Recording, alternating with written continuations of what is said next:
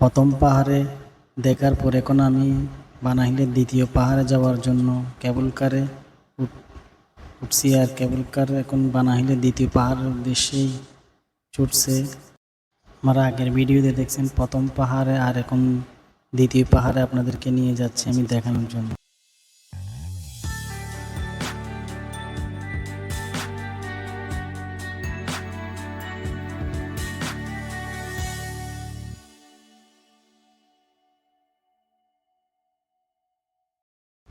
আসসালামু আলাইকুম। এখন আমি যাচ্ছি বানাহিলের দ্বিতীয় পাহাড়ে।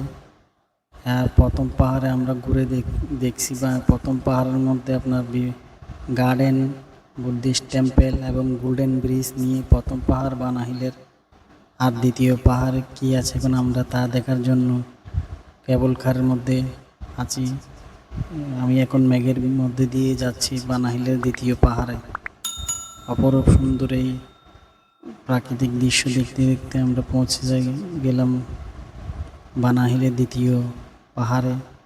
তারা পাহাড়গুলোকে এত সুন্দর করে কারুকাজ করে সাজিয়েছে, দেখলে সত্যি অবাক লাগে। পাহাড়ের মধ্যে বিভিন্ন রকম খোদাই করে কারুকার্যগুলো অসাধারণ, খুব সুন্দরভাবে তারা কাজগুলো করছে। আর বানাহিলের দ্বিতীয় পাহাড়কে তারা এত সুন্দর করে সাজিয়েছে, তা আমরা কেবল কার থেকে দেখতে দেখতেই দ্বিতীয় হিলে এসে পৌঁছাই।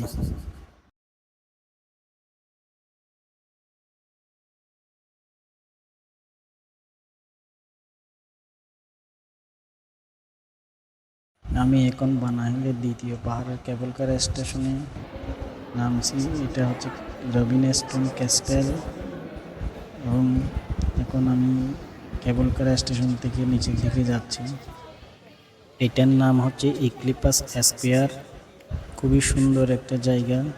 আর এটা হচ্ছে রবিনস্টোন ক্যাস্টেল।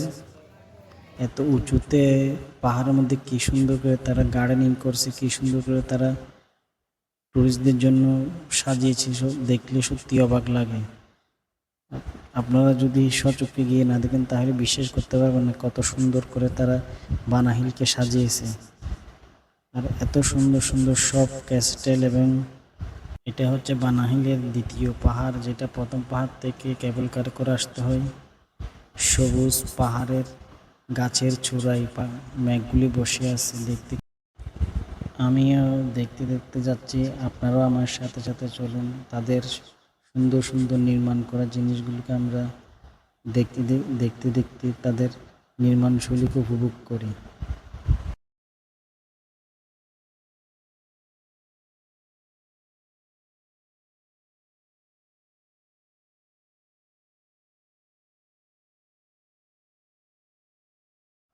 পাহাড়ের মধ্যে মানুষের হাতকে খোদাই করে তারা বানিয়েছে।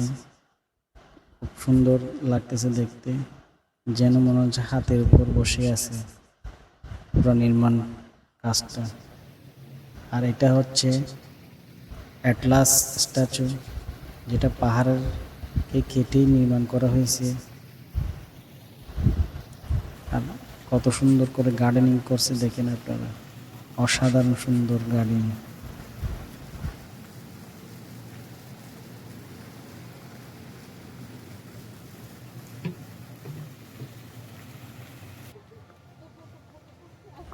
এটা হচ্ছে অ্যাটলাস স্ট্যাচু। দেখতে লাগতেছে তার পিঠের উপর রবিনস্টোন ক্যাস্টেলটাকে নিয়ে নিয়ে যাচ্ছে, সেইভাবে করে বানানো হয়েছে। আর গার্ডেনটা এত সুন্দর করে বানিয়েছে দেখতে অসাধারণ লাগে। বিভিন্ন রকম ফুল এবং বিভিন্ন গাছ দিয়ে তারা বাগানকে খুব সুন্দর করে সাজিয়েছে। আর টুরিস্টদের জন্য বিভিন্ন রকম গেমিং অ্যাক্টিভিটিস ওইখানে করা হয়েছে, যাতে টুরিস্টরা তাদের সময়টাকে খুব সুন্দর করে উপভোগ করতে পারে। যে তার মধ্যে আছে অ্যালপিন কোস্টার, বিভিন্ন রকম গেমিং জোন এবং fantasy park, France park, do you do me square.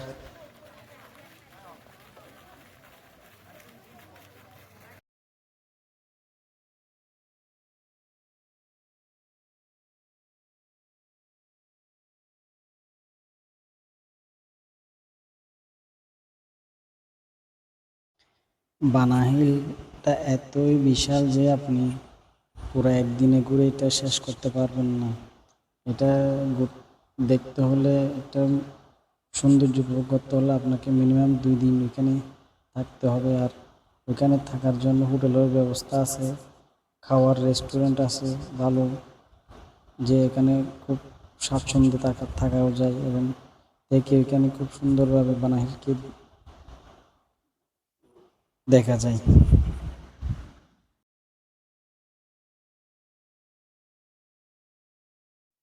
এটা হচ্ছে রেভেস্টন ক্যাস্টেলের ভিতরে। তারা রেভেস্টন ক্যাস্টেলের মধ্যে কী কী জিনিস বানিয়েছে আমি ঘুরে ঘুরে দেখার জন্য, দর্শনার্থীদের জন্য সেগুলো আমি ঘুরে ঘুরে দেখতেছি। এটা অনেক বড় এবং অনেক বিশাল। ভিতরের মধ্যে বেশিরভাগই জায়গায় ফাঁকা, তার মাঝে মাঝে কিছু কিছু টুরিস্টদের জন্য আকর্ষণীয় করে সাজানো হয়েছে। আর এটা প্রায় 4-5 তলার মতো হবে। এটা হচ্ছে গেমিং এরিয়া, এখানে বিভিন্ন রকম গেম খেলতেছে বাচ্চারা। আর এদিকের ভিতরে বিভিন্ন রকমের করে তারা সাজিয়েছে, বানিয়েছে মানুষদের দেখার জন্য করে। আমি এগুলো ঘুরে ঘুরে সব দেখতেছি আর আপনাদেরকেও দেখানোর চেষ্টা করতেছি। আপনারা আমার সঙ্গে থাকুন আর রেভেস্টন ক্যাস্টেলের ভিতরে কী কী জিনিস তারা বানিয়েছে আমরা তা ঘুরে ঘুরে দেখব।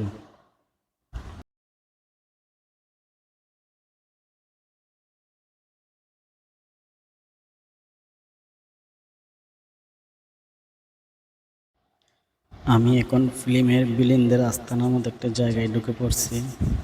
দেখতে অনেকটা ফিল্মের ভিলেনদের আস্তানার মতো করে এটাকে বানানো হয়েছে। আপনারা দেখতেছেন অনেক পাইপ ফিটিং করে অনেক রকম মেশিন যন্ত্রপাতি দিয়ে, যেমন কি একটা ফিল্মের ভিলেনের আস্তানার মতো করে বানিয়েছে। আর এটার হচ্ছে রেভেন স্টোন ক্যাসেলের মধ্যে।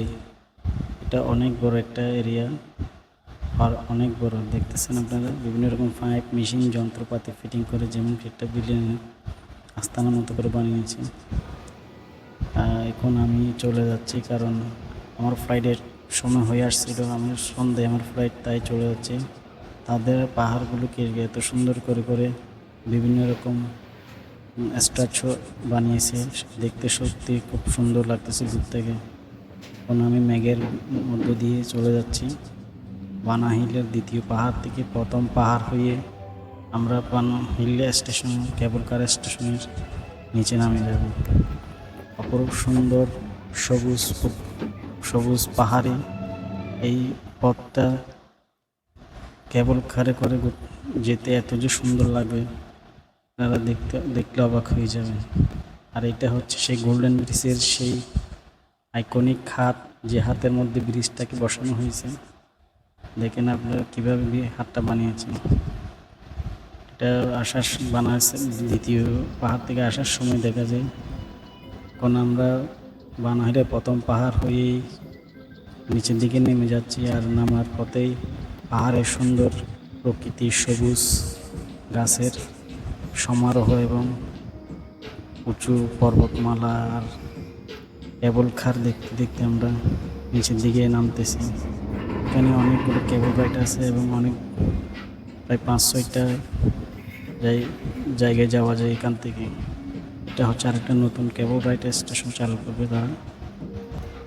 আর এখন আমি অনেকটাই কাজ চলে আসছি। দেখেন আপনারা কত উপর থেকে নামতেছি আমরা, যেমন কি মনে হচ্ছে আকাশ থেকে নামতেছি। আর ওইখানে হচ্ছে পৃথিবী, আমরা পৃথিবী থেকে অনেক উপরে যেন চলে আসছি সেরকম একটা জায়গা।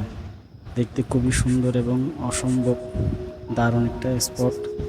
এখানে না আসলে বুঝতে পারবেন এই জায়গাটা কত সুন্দর এবং কতটা দেখার মতো জায়গা।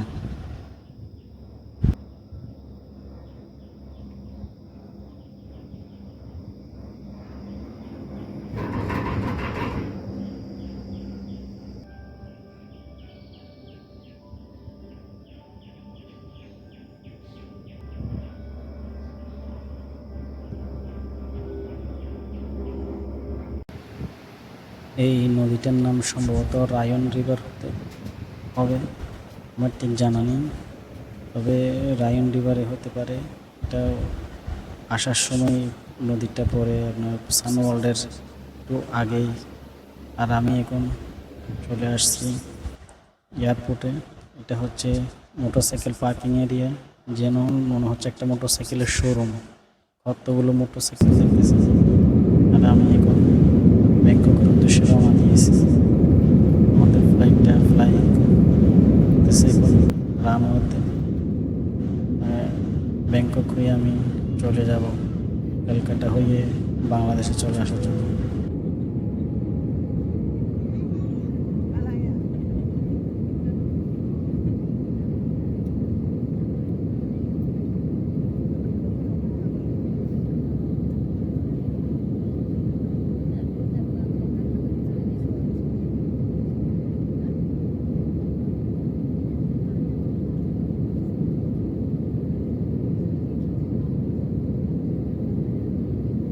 পাখির চোখে দানান শহরটা ওপর থেকে দেখতে খুবই সুন্দর লাগে।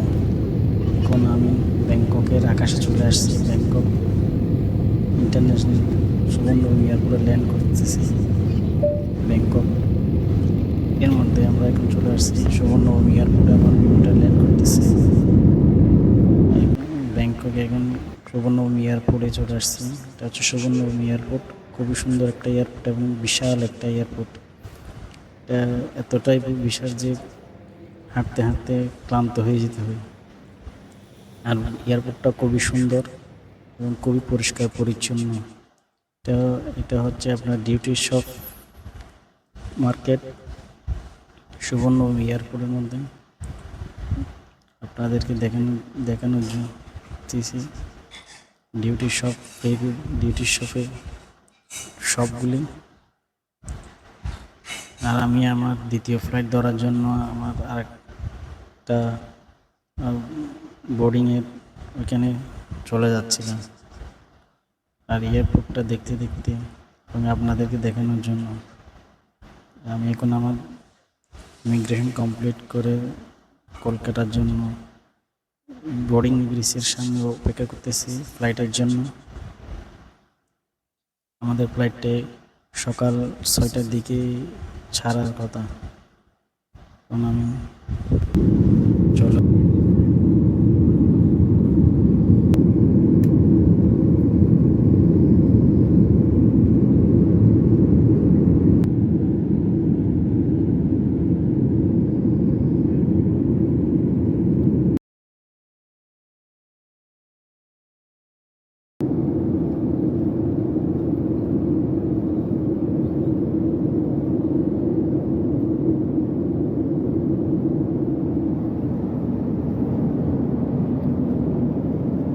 আসলাম ক্যালকাটার আকাশে।